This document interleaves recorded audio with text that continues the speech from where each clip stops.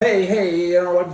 Generally speaking, I'm a happy guy and happy day. I'm always looking for solutions to things, and today I got some depressing stuff to talk about, but I also have a solution, and that'll be drugs.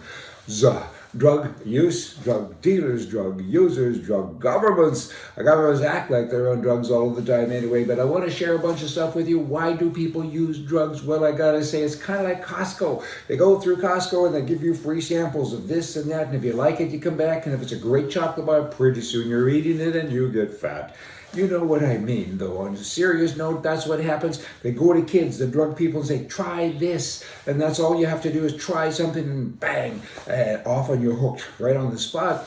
That's how they make their money. And who are drug users? They come from all walks of life. And I think today everybody knows somebody that's been involved in drugs, or somebody that's a junkie or an addict, somebody who has wrecked his or her life and the lives of all of the other people around him or her. And this is going on because this addiction is such a powerful thing. And I've recently talked to government people, and I said, what are you doing about this? And here's their solution. Because that's what this is about today, is a solution. What is the solution? People are dying, people are addicted, people are stealing because they're addicted and doing all these bad things. And so many good people now, or would have been good people, basically are welfare bums because we support them. Because the government's solution is just to build new places, rehab places, halfway places, and give them big, comfortable chairs. They enable them because the percentage, the stats on curing people, they're dismal. All they do is, it's kind of like rape and stuff. If you're raped, we have this system in place for you with big, comfortable chairs, and we'll sit and talk. But we're never going to really go after the person who did it to you. And if we do and catch him, I'm jumping all over, but I'm trying to make a point, and I think you get it, right? That guy will get that much time in jail, and the rest of your life is impacted by that event because there's no justice, right? And that's going on with drugs. These people in rehab places, they have chefs. They're in rooms that are nice, and chefs cook meals. They don't even wash the bloody dishes. And they're there, they get clean, they go to all their little meetings while they're collecting POGI or whatever it is that they do. And then they go and they reoffend, and then they come back, mostly all of the time.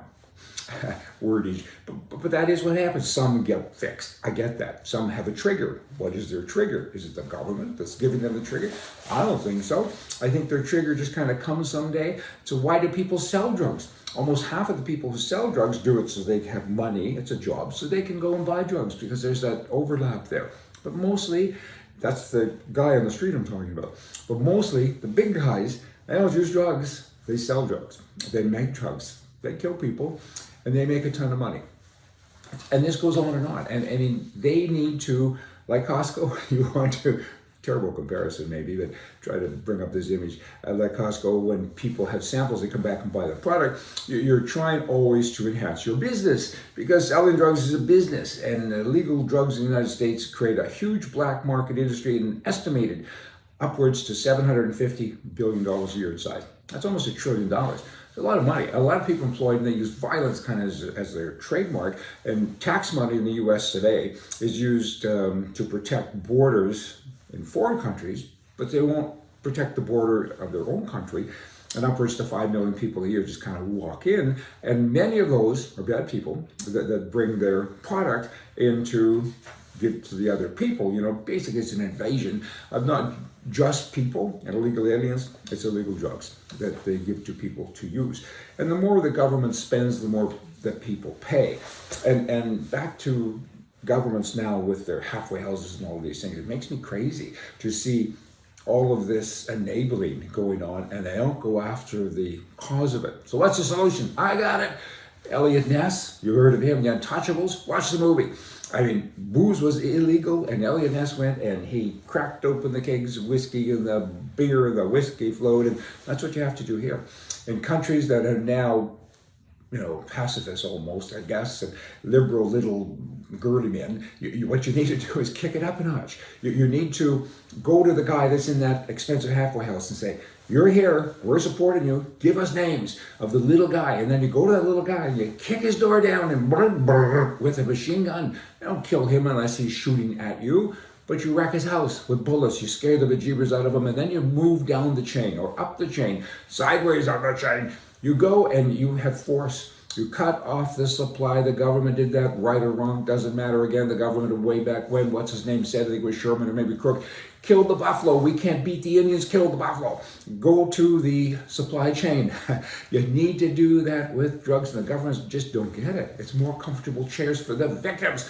And while they're doing that, they're enabling not just that victim, they're the drug user, they're enabling the cartels, the drug people, whomever's, right? They're enabling them, they're helping them, they're enhancing them. So you need to go in and have force. You need to surround where they are, boom, clean it up. Use some force. Be men for once. You know what? These people are not. And I remember the old days when men were men and women are glad they were. You can use women too with it, but go after the supply chain. And then when you're helping people, it's better. Right now they got 2-for-1 Tuesdays. I know a guy recently, he's in rehab. And on his cell phone it says, it's Tuesday, 2-for-1. He had a deal. He just got his welfare check that day. It was a good deal. They went off and started again. Governments, pay bloody attention. I mean, there's this thing going on. It's wrecking people, wrecking lives. Clean it up. And you need a solution, and it ain't more big, comfortable chairs. Hey, see ya.